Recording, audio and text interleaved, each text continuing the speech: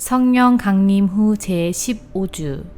오늘 하나님이 우리에게 주신 말씀은 사사기 10장 9절에서 18절의 말씀입니다. 암몬 자손이 또 요단을 건너서 유다와 베냐민과 에브라임 족속과 싸움으로 이스라엘의 공고가 심하였더라. 이스라엘 자손이 여호와께 부르짖어 이르되 우리가 우리 하나님을 버리고 바알들을 섬김으로 주께 범죄하였나이다 하니, 여호와께서 이스라엘 자손에게 이르시되 내가 애굽 사람과 아모리 사람과 암몬 자손과 블레셋 사람에게서 너희를 구원하지 아니하였느냐. 또 시돈 사람과 아말렉 사람과 마온 사람이 너희를 압제할 때에 너희가 내게 부르짖음으로 내가 너희를 그들의 손에서 구원하였거늘 너희가 나를 버리고 다른 신들을 섬기니 그러므로 내가 다시는 너희를 구원하지 아니하리라. 가서 너희가 택한 신들에게 부르짖어 너희의 환난 때에 그들이 너희를 구원하게 하라 하신지라.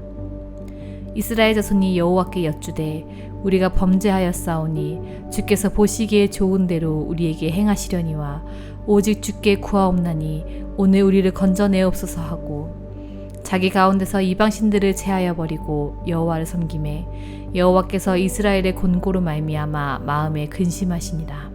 그때에 암몬 자손이 모여서 길르앗에 진을 쳤으므로 이스라엘 자손도 모여서 미스바에 진을 치고, 길르앗 백성과 방백들이 서로 이르되 누가 먼저 나가서 암몬 자손과 싸움을 시작하랴. 그가 길르앗 모든 주민의 머리가 되리라 하니라. 아멘.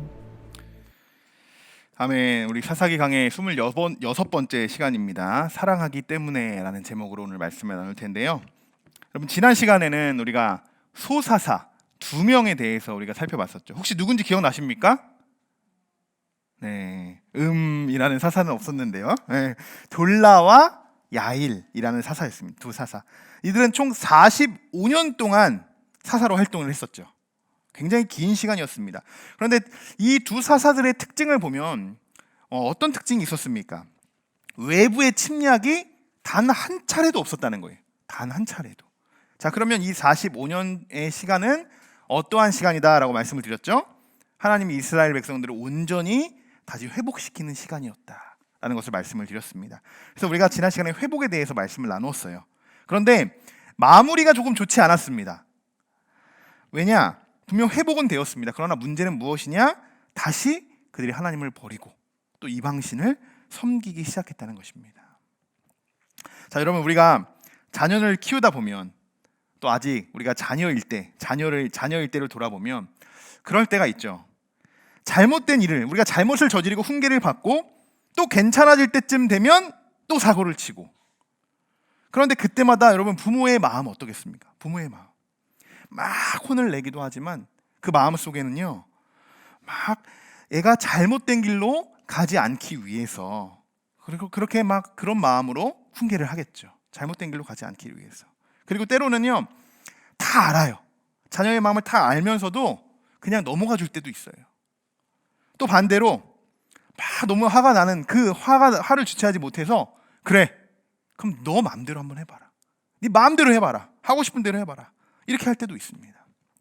자, 오늘 하나님과 이스라엘 백성들이 바로 이런 상황들을 마주하게 됩니다. 사사기의 패턴, 이 구조가 그렇죠. 우상을 섬기고 압제당하고, 그러다 보니까 하나님을 부르짖게 돼요. 그러면 하나님이 사사를 세워서 그들을 평온케 시킵니다. 그 네 가지의 패턴이 계속 반복이 되죠. 이 상황이 계속 반복되는데요, 여러분, 아무리 하나님이 인자하시고 자비하시다고 해도요, 이스라엘 백성들이 계속 이 과정을 반복한다고 생각해 보십시오. 하나님의 마음이 어떠시겠습니까? 우리 자녀들이 지금 그렇다고 한번 생각해 보십시오. 분명 잘못을 해서 우리가 훈계를 하고 그렇게 뉘우치는 과정, 그런데 또 그것이 고쳐지지 않고 계속 반복해서 그 잘못을 저지르고 있다고 한번 생각해 보십시오. 그럴 때 여러분, 화가 나시겠습니까? 안 나시겠습니까? 네, 참 착한 자녀들만 키우셔서 화가 날 거예요, 여러분. 그렇죠? 이럴 때 어떻게 해야 될까요? 우리 오은영 박사님 찾아가야 될까요? 여러분, 오늘 말씀을 보시면요, 하나님이 얼마나 무서운 분인지를 오늘 말씀에서 우리가 알 수 있게 됩니다. 이번만큼은 그냥 넘어가지 않으세요. 그냥 넘어가지 않는다. 자, 9절의 말씀을 보시면요, 암몬 자손이 어디를 쳤습니까? 유다와 베냐민과 에브라임 족속을 쳤어요. 그죠? 이스라엘의 공고가 그래서 심해졌어요. 자, 암몬 자손은요, 요단 동쪽에 위치한 족속이에요. 동편에. 지금 요단을 건너와서 유다, 베냐민, 에브라임 족속을 지금 공격하고 있다는 거예요. 자, 그냥 이 말씀 딱 볼 때 아, 그렇구나 라고 생각할 수 있지만요, 굉장히 심각한 상황이라는 거예요. 지금 굉장히 심각한 상황. 암몬 지역은요, 지도를 보시면 여기 동그란 천호인데 이쪽이 암몬이에요. 그냥 저쪽이구나 생각하시면 돼요. 자, 그리고 요 부분, 화살표 부분이 요단강이라는 거예요. 요단강. 그리고 유다, 이쪽 부분 밑에 노란색 부분이 유다고요. 그 다음에 베냐민, 그 위에 에브라임, 이렇게 지파가 있습니다. 근데 여러분, 유다, 뭐 베냐민, 에브라임 지파, 생소한 이름이 아니죠. 생소한 지파들이 아니에요. 굉장히 많이 언급된 그런 지파들입니다. 자, 그런데 왜 제가 심각하다고 말씀을 드리느냐? 이미 암몬 자손들은요, 동편을 건너와서 이미 다 상황을 정리하고 다 점령한 상황이고요. 이미 요단 동편은요, 건너오기 전이죠. 이미 그 지역은 이 요단강 이쪽에 갓, 루벤, 뭐 동쪽 므낫세 지방들은 이미 세력이 지금 아주 쇠퇴해졌다는 거예요. 쇠약해졌다는 거예요. 이미 그들 암몬 자손들이 다 지금 점령했다는 거예요. 그리고 요단을 건너서 지금 이들과 지금 막 전쟁을 하고 있는 그런 상황입니다. 굉장히 심각해요. 왜 심각하냐? 가장 세력이 좀 강하다고 볼 수 있는 지파가 어디입니까? 그래서 유다 지파예요. 어디 가나? 유다 지파. 늘 가장 앞에 섰던 그런 지파들이잖아요. 유다 지파. 그리고 수도와 같은 지파가 있었어요. 길갈이 있는 에브라임 지파였죠. 에브라임 지파. 거의 뭐 여호수아의 그런 지대, 여호수아가 막 이렇게 다스렸던 그런 지방이었다, 지파였다라고 볼 수 있죠. 그런 지역입니다. 자, 그러면 이 이스라엘의 허리와 같은 부분을 쳤다는 거예요. 지금 수도와 같은 부분을, 가장 세력이 강한 부분. 그건 뭐냐? 이 지역이 지금, 이 지파들이 지금 이 점령을 당하게 되면요, 이스라엘이 완전히 멸망할 수도 있다는 상황입니다. 굉장히 심각한 상황인 거예요. 지금 이 상황은요. 이전에 일어났던 이 싸움의 스케일과는 조금은 다르다는 거예요. 예전에는 뭐 지파 한 지파와 뭐 이렇게 싸우는, 그런 이방 나라와 싸우는 그런 상황이었죠. 그래서 막 연합해가지고 막 이렇게 싸우는 상황이었는데요. 지금은 그냥 아예 에브라임 지파, 베냐민 지파, 유다 지파 그냥 한 번에 언급되고 있어요. 가장 지금 중요한 지파이지만 그들이 지금 공격 당하고 있다는 거예요. 이러한 상황에 이스라엘 백성들은 아주 심한 곤고에 지금 빠지게 됩니다. 어떻게 할 수가 없는 거죠. 마음의 괴로움을 안게 돼요. 더 이상 이들에게는 평안을 찾아볼 수가 없죠. 괴로움만이 가득한 거예요. 지금 그들에게는. 여러분, 그럴 때 이스라엘 백성들이 할 수 있는 건 뭐였습니까? 단 하나밖에 없잖아요. 그죠? 단 하나밖에 없어요. 뭡니까? 하나님께 부르짖는 거예요. 하나님께. 자, 10절의 말씀인데요. 같이 한번 읽어보겠습니다. 이스라엘 자손이 여호와께 부르짖어 이르되 우리가 우리 하나님을 버리고 바알들을 섬김으로 주께 범죄하였나이다 하니. 아멘. 자, 다시 자신들의 죄들을 막 고백하여 참회합니다. 그렇게 기도를 하면서 하나님께 막 부르짖는 거예요. 이전의 모습들과 똑같죠. 이스라엘 백성들의 사사기 패턴이 그대로 지금 반복이 되었어요. 그런데 제가 말씀드렸듯이 이번만큼은 하나님이 그냥 넘어가지 않으십니다. 그냥 넘어가지 않아요. 11절과 12절 마지막 하반절을 보시면요, 이렇게 기록이 되어 있어요. 너희를 구원하지 아니하였느냐? 이전에 너희를 구원하지 않았느냐? 내가 너희를 그들 손에서 구원하였거늘. 이렇게 하나님 말씀하십니다. 지금까지 여러분, 이런 하나님의 모습을 전혀 어디서도 찾아볼 수 없었죠. 늘 그들의 부르짖음에 하나님 바로 응답하셨습니다. 즉시 반응해 주셨고 그들에게 사사를 보내주셨어요. 그러나 이번 달랐습니다. 하나님께서는 그래, 너희가 또 부르짖으니 내가 사사를 너희 안에 세우겠다라고 말씀하시지 않으신다는 거예요. 오히려 너희가 내게 부르짖을 때마다 내가 너희에게 사사를 세우지 않았느냐, 내가 너희를 그들의 손에서 구원하지 않았느냐, 이렇게 지금 말씀하고 계신다는 거예요. 지금까지 하나님은 이스라엘 백성들을 기다려줬던 거예요. 변화되기까지 계속 지켜보고 기다려주셨다는 거예요.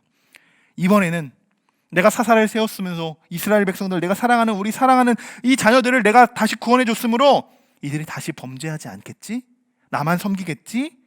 그렇게 또 그들을 살리시고, 또 그들이 죄를 범하면 또 살리시고, 그렇게 죄, 긍휼, 구원, 이것이 계속 반복되는 상황 속에서 이번만큼은 하나님이 도저히 그냥 넘어갈 수 없겠다 라고 하나님이 딱 다짐하게 되신 거예요.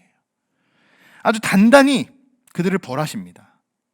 하나님이 지금 얼마나 진노하셨는지 13절의 말씀에 이렇게 기록이 되어 있어요. 같이 한번 읽어보겠습니다. 너희가 나를 버리고 다른 신들을 섬기니 그러므로 내가 다시는 너희를 구원하지 아니하리라. 아멘. 여러분, 이 음성이 지금 여러분에게 들려왔다고 생각해 보십시오. 여러분이 막 정말 교회에 와서, 성전에 와서 아무도 없는 이곳에서 정말 눈물을 흘려가며 하나님께 막 부르짖어가며 참회하며 기도하는 거예요. 간절히 부르짖어 기도하는 거예요.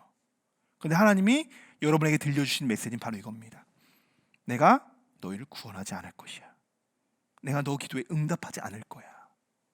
하나님이 지금 여러분의 마음속에 이러한 응답을 주셨다고 생각해 보십시오. 하나님의 말씀 중에 이러한 말씀보다 무서운 말씀이 어디 있겠습니까? 구원하지 않겠다는 말씀이잖아요. 얼마나 무서운 말씀입니까?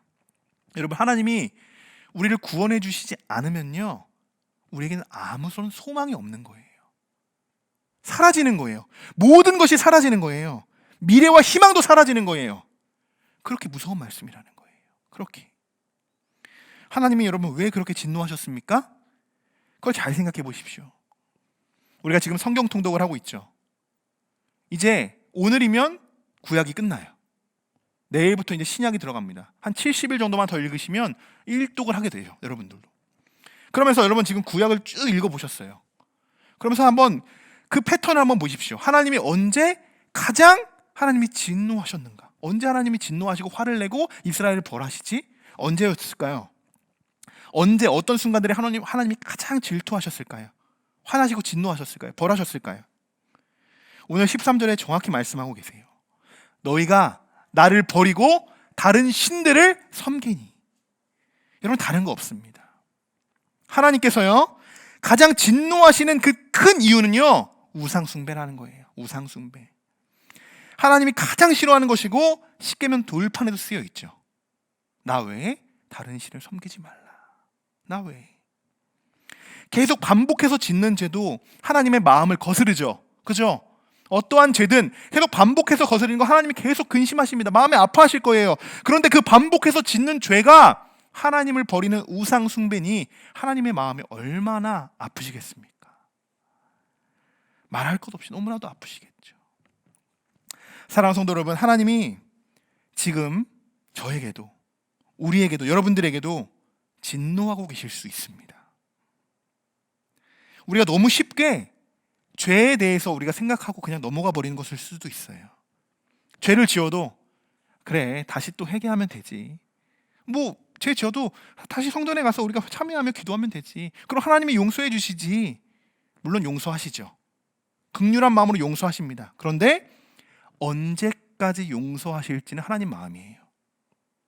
딱 멈춰설 수 있다는 거예요. 그것을 악용하는 순간, 그 시간은 그때는 하나님밖에 모르는 거예요. 그것은요, 하나님이 원하시는 것은 무엇입니까? 죄를 짓고 회개하는 우리의 모습을 원하시죠. 그런데 그것을 뛰어넘어서요, 그건 당연한 거고요, 아예 죄를 짓지 않는 우리들의 온전한 모습을 원하고 계신다는 거예요. 죄는요 분명히 죄를 낳게 돼요. 한번 죄를 맛보게 되면, 한번 그것에 손대게 되면요, 계속 끌려다닙니다. 계속 그것에. 내가 이것을 아무리 끊고자 해도요 쉽지 않아요. 계속 끌려다니게 되는 거예요. 하나님이 그래서 우리들에게 원하시는 건 뭐냐? 끌려다니고 절단하고 다시 끌려다니고 이것을 원하시는 것이 아니라요, 죄의 단절을 원하시는 거예요. 아예 끊어버려라. 끊어야 한다는 거예요. 끊어버려야 한다는 거. 솔직히요, 저도 그렇고 여러분들도 그렇고 지금 우리 자신, 나 자신을 알잖아요. 내가 지금 끊지 못하고 있는 죄가 무엇인지, 계속 내가 반복해서 짓는 죄가 어떤 것인지, 뭐 우리 스스로 말하지 않아도 자신은 너무나도 잘 알고 있을 겁니다. 가장 취약한 부분이 어떤 건지, 계속 반복해서 짓는 죄가 어떤 것인지. 그런데 여러분, 하나님 다 알고 계세요.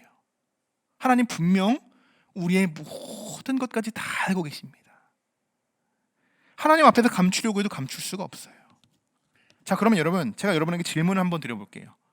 죄의 문제에 있어서 우리가 죄를 정말 끊어버릴 수 있을까요? 죄를 아예 단절시킬 수 있을까요? 없을까요? 제가 오늘 분명히 여러분들에게 말씀을 드릴 거예요. 죄는 끊을 수 있습니다. 단절시킬 수 있어요. 그런데 우리의 힘으로는 불가능합니다. 인간의 힘으로는 절대로 불가능해요. 오직 예수 그리스도께서 내 안에 계실 때 그때만 가능해집니다. 로마서 8장 1절과 2절의 말씀입니다. 이 말씀을 여러분 잘 한번 우리가 같이 읽어보면서 고백했으면 좋겠어요. 같이 한번 읽어볼까요? 그러므로 이제 그리스도 예수 안에 있는 자에게는 결코 정죄함이 없나니 이는 그리스도 예수 안에 있는 생명의 성령의 법이 죄와 사망의 법에서 너를 해방하였느니라. 아멘. 분명히 기록되어 있죠, 여러분. 분명히 기록되어 있어요. 우리에게는 어떻게 한다고요? 결코 정죄함이 없다는 거예요. 하나님이 너 죄인이야 라고 칭하는 게 없어진다는 거예요. 그러면서 우리에게 징계라는 것이 생기죠. 계속 훈련시킵니다. 우리가 온전해질 때까지, 그리스도의 완전의 모습으로 우리를 만드실 때까지 징계하시면서 우리를 회복시켜 가십니다. 그러면서 이는 예수 그리스도 안에 있는 생명의 성령의 법이 뭐라고요? 죄와 사망의 법에서 우리를 해방시켜줬다는 거예요. 해방시켜줬다. 여러분, 우리가 이 말씀대로 죄에서 해방되었다는 거예요. 죄에서. 여러분, 이 말씀이 우리에게 복음인 줄 믿습니다. 그리스도 예수 안에 있는 우리들은 결코 정죄함이 없는 줄 믿습니다. 예수님께 우리와 함께 하시기 때문에 우리는 죄와 사망의 법에서 해방되었음을 믿습니다. 여러분, 바로 이것이에요. 바로 이것입니다. 여러분, 이것을 우리가 잊어버리고 살아가기 때문에요. 이 말씀을 잊어버리고 살아가기 때문에 죄를 짓게 되는 거예요. 죄 앞에서 굴복하게 된다는 거예요. 나의 힘으로 스스로 내가 오늘은 늘 졌으니 오늘 한 번은 나의 힘을 한번 끊어봐야, 이것을 죄를 단절시켜봐야지 라고 하고 인간의 생각적으로 그것을 끊는다? 불가능하다는 거예요. 또 반복해서 짓게 됩니다. 여러분, 잘 생각해 보세요. 왜 반복해서 계속 이 죄를 짓게 되는가? 정말 그리스도 안에 있는 이 나의 마음이 아니라 그리스도 안에 있는 그 마음으로 내가 이 죄를 끊으려고 했는지, 그것을 여러분 잘 생각해 보셔야 합니다. 우리는 예수님의 사람으로서 그분의 보혈의 능력이 우리를 죄에서 자유케 하셨다는 것을 분명히 여러분 믿으시고, 반복해서 짓는 죄가 있다면, 또 정말 여러분이 끊으려고 계속 노력해도 끊을 수 없는 죄들이 있죠. 그런 죄들이 있다면 오늘 이 말씀을 통하여서 더욱 예수 그리스도를 의지함으로 여러분들의 모든 죄가 단절되어지고 끊어지게 되는 줄 믿습니다. 자, 우리 한번 이렇게 인사해 봤으면 좋겠어요. 예수님이 해방시키셨습니다. 이렇게 한번 인사 나눠보겠습니다. 아멘. 여러분, 분명 예수님께서 우리를 해방시켜 주셨습니다. 죄는 여러분 어떻다고요? 죄는 우리가 단절시킬 수 있는 것이라고요? 없는 것이라고요? 있다는 거예요. 죄는 분명 끊어버릴 수 있습니다. 완전히 끊어버릴 수 있어요. 분명히 그럴 수 있습니다. 자, 그 다음에 우리가 또 말씀을 이어가겠는데요. 자, 우리가 이렇게 해방되었지만요, 우리는 이렇게 해방되었죠. 분명히 그것이 단절되었다는 것도 압니다. 그런데 아직 이스라엘의 문제는 풀리지 않았어요. 14절의 말씀인데요, 같이 한번 읽어보겠습니다. 가서 너희가 택한 신들에게 부르짖어 너희의 환난 때에 그들이 너희를 구원하게 하라 하신지라. 아멘. 자, 하나님이 이렇게까지 말씀하십니다. 얼마나 이스라엘 백성들에게 정말 많이 화가 나셨을까요? 얼마나 속상하셨으면 이런 말씀을 하실까요? 하나님이 뭐라고 말씀하십니까? 너희들이 택한 신한테 가라. 그리고 그 신한테 부르짖으라. 왜 나한테 왔냐? 나한테 부르짖을 필요 없잖아. 난 너희를 구원하지 않을 테니까 너희들이 지금 믿고 따르는 신에게 의지해서 그들을 따라가라. 이렇게 말씀하고 계시는 거예요. 그들이 너희를 구원할 거라고 말씀하고 계십니다. 여러분 기도하는데 하나님이 이렇게 말씀하셨다고 생각해 보세요. 하나님, 내가 정말 이제 다시는 하나님 이 죄에 내가 다시는 내가 끌려가지 않고 내가 어떻게든 하나님 내가 구원받겠습니다. 하나님만 믿겠습니다. 이렇게 말씀하시는데, 아니야, 그럴 필요 없어. 너가 지금까지 지었던 죄에 그것만 따라가. 그게 너를 구원할 길이야. 그러니까 그렇게 할 필요 없어. 이렇게 말씀해 본다고. 여러분, 그렇게 생각해 보십시오. 지금 이스라엘 백성들의 마음이 어땠을까요? 깜짝 놀랐겠죠. 이게 아닌데? 하나님이 다시 우리를 붙들어 주시고 사사를 다시 세워주셔서 우리가 다시 지금 이 모든 상황에서 다시 우리가 지금 극복해서 다시 회복해 나가야 되는데 지금 이런 상황이 아닌데? 이런 마음들이 생겼을 거예요. 자신들이 생각했던 대답이 아니니까요. 당연히 이번에도 하나님이 구원자를 세워주시겠지라는 기대감을 가지고 있었을 것입니다. 근데 하나님은 전혀 그들이 원하는 대답을 들려주지 않았어요. 여러분, 우리는 알 수 있어요. 하나님이 그들에게 그렇게 하신 말씀이 진짜 하나님의 마음이었을까요? 진짜 그렇게 하기를 원했을까요? 아니었겠죠. 정말 화가 나서 막 애를 혼내면서 야, 너 진짜 이런 집에서 나가버려, 그렇게 하는 마음. 근데 그 애가 진짜 집에 나가면 좋을까요? 집에 나가라고 진짜 그렇게 말씀하는 걸까요? 아니잖아요. 저도 아이를 키워보니까 이 마음을, 하나님의 마음을 조금 알 수 있었어요. 제가 먼저 제일 알 수 있는 건 뭐냐? 지금 하나님이 정말 많이 화나셨다는 거예요. 정말 많이. 그리고 두 번째는 하나님이 이스라엘 백성들을 정말 많이 사랑하신다는 거예요. 이 두 가지는 제가 확실히 알았습니다. 지금 이 두 가지가 지금 이 말씀 안에 공존하고 있는 거예요. 하나님이 정말 많이 화가 났지만 정말 많이 사랑도 하고 계세요. 하고 계신다는 거예요. 대부분 부모들은요, 자녀들에게 그렇죠, 져줍니다. 알지만 져줘요. 알면서도 또 묵인해줘요. 그런데 정말 이건 안 돼, 내가 져줘서는 안 돼, 이거는 내가 자녀에게 양보해서는 안 돼 라고 할 때 혼을 내서라도 가르치죠. 두들겨 패서라도 가르치죠. 왜요? 사랑하기 때문에. 사랑하기 때문에 어떻게든 그것을 올바르게 키워나가려고 하는 거예요. 사랑하지 않으면요, 훈계를 할 필요가 있을까요? 없을까요? 없어요. 가장 무서운 거에 뭡니까? 가장 무서운 거, 무관심. 무관심이 가장 무서운 거예요. 뭘 하든 어떻게 하든 전혀 신경 쓰지 않는 것. 지금 하나님은 이스라엘 백성들을 무관심하고 계십니까? 아니면 정말 사랑하고 있으신 것 같습니까? 정말 사랑하고 있는 거예요. 그래서 그들을 징계하고 계시는 거예요. 오히려 그들 스스로가 잘못된 것을 그들 스스로가 뉘우치고 깨달을 때까지, 정말 이번에는 다시 한번 하나님만 따르겠습니다라고 정말 깊이, 뼛속 깊이 그것을 뉘우칠 때까지 하나님 기다려주신다는 거예요. 그래서 여러분, 자녀들은요, 이제 부모의 마음은 이런데 자녀들은요, 이런 부모의 마음을 알까요? 부모가 야, 너 집 나가! 그러면 자녀들 어떻겠습니까? 이때다. 그리고 막 나가버리죠. 그래, 나도 한번 반항을 한번 해봐야겠어, 막 그러면서. 부모의 마음을 잘 몰라요. 그 자녀가 부모가 됐을 때야 부모의 마음을 조금 아는 거예요. 그것도 조금. 부모가 이렇게 훈계하면요, 두 부류로 나누게 되죠. 하나는 잘못했어요, 안 나갈게요, 집 안 나갈게요, 이렇게 인정하고 뉘우치고 다시 그렇게 하지 말아야겠다라고 가슴에 탁 이렇게 좀 깨우치는 그런 사람이 있는 반면, 너희가 택한 신들한테 가라, 그들이 너희를 구원해 주실 것이야 라고 했을 때 진짜 가버리는 사람이 있다는 거예요. 여러분, 이럴 때는 우리는 어떤 것을 선택해야 할까요? 빨리 회개하고 돌이켜야겠죠. 빨리. 하나님이 이렇게 말씀하실 때 빨리 뉘우쳐야 돼요. 빨리 뉘우치고 돌아가야 돼요. 다행히도 이스라엘 백성들은 우상신을 부르짖으며 우상신에게 나를 구원하여 주시옵소서 이렇게 부르짖지 않았다는 것입니다. 정말 여기서 깨우치게 된 거예요. 그래서 이스라엘 백성들은 자신의 잘못을 인정하게 됩니다. 15절에 이렇게 이야기하는데요, 우리가 죄를 지었습니다. 하나님, 이제 주님의 뜻대로 하십시오. 그러나 오늘만은 우리를 구원해 주십시오. 오늘만은. 그들의 간절한 기도가 들려집니까, 여러분? 간절히 하나님께 매달리죠. 하나님이 가라고 하니까 매달리는 거예요, 지금. 하나님, 알겠습니다. 분명히 우리가 죄를 지었지만 하나님 뜻대로 하십시오. 하나님 뜻대로. 그리고 그들이 정말 큰 결단을 해요. 자기들 가운데 있는 이방신들을요, 모두 제거해버립니다. 싹 다 제거해버리고 다시 하나님만을 이들이 섬기기 시작해요. 하나님 중심으로 모인다는 거예요. 이쯤 되면 어때요? 그래, 이제 너희들이 정신 차렸구나. 그러면서 하나님이 이스라엘 백성들 안에서 또 새로운 사사를 세워주실 수 있을 만한 법도 합니다. 그럴 법도 해요. 하지만 어떻습니까? 하나님이 계속 침묵하세요.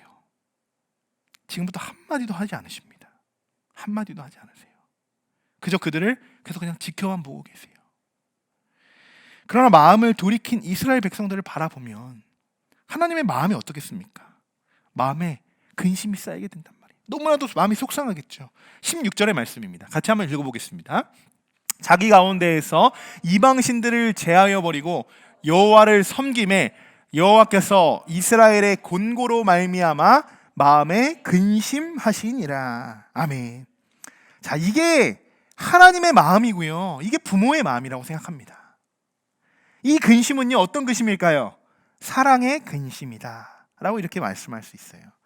이제 이스라엘 백성들은요 그들 스스로의 힘으로 암몬과 싸워야 하는 상황을 마주하게 됩니다. 암몬 자손은 이제 길르앗에 진을 치고 있고요, 이스라엘은 미스바에 진을 치게 됩니다. 서로 이제 대립하게 되는 거예요. 그런데 사사가 없어요. 사사가 이전과 같이 뭐 기드온 같은 그런 사사가 없어요. 누구 한 명 나설 사람이 없다는 거예요. 어떻게 하겠습니까? 그냥 이렇게 10장이 끝나버려요. 이렇게 말씀이 하나님이 아무 말씀도 하지 않으십니다. 그냥 마음에 하나님이 근심하고 그들을 바라봅니다. 그냥 긍휼한 마음으로 바라보기만 하고 10장이 끝나요. 그리고 11장이 되어서야 새로운 사사 입다라는 사사가 등장을 하게 됩니다. 그 말씀 우리가 한번 다음 시간에 살펴보겠고요. 오늘 말씀을 이제 다시 한번 정리해 보도록 하겠습니다. 사사기의 패턴, 이 똑같은 패턴이 다시 시작되었어요. 그런데 이번엔 한 가지가 추가되었죠. 그 안에서 어떤 게 추가되었습니까? 그들이 부르짖을 때 하나님이 응답하지 않으셨다는 겁니다. 무응답이에요. 즉 그들이 점점 더 죄에 노출되고 죄를 끊어내지 못하고 죄가 반복되는 것을 계속 하나님이 그냥 지켜만 보시지 않았다는 거예요. 그것을 끊고자 결과적으로는 어떠냐? 하나님의 그들 이스라엘을 징계하는 그 징계의 과정의 그 수준이 더욱 강화되었다는 것을 볼 수 있죠.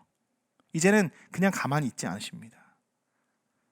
두 번째로 반복해서 짓는 죄에 대해서 우리가 너무 가볍게 넘어가는 것은 아닐까 우리가 묵상하게 됩니다. 분명 우리가 예수 그리스도로부터 죄와 사망에서 해방되었습니다 라고 말씀을 드렸죠. 로마서의 말씀처럼. 그럼에도 불구하고 우리는 아직도 죄의 올무에서 헤어나오질 못하고 있는 것은 아닐까요? 이런 반복해서 짓는 죄가 무엇인지 한번 점검해 보시고 그 죄를 여러분 단절시키시길 바랍니다. 단절시키셔야 됩니다.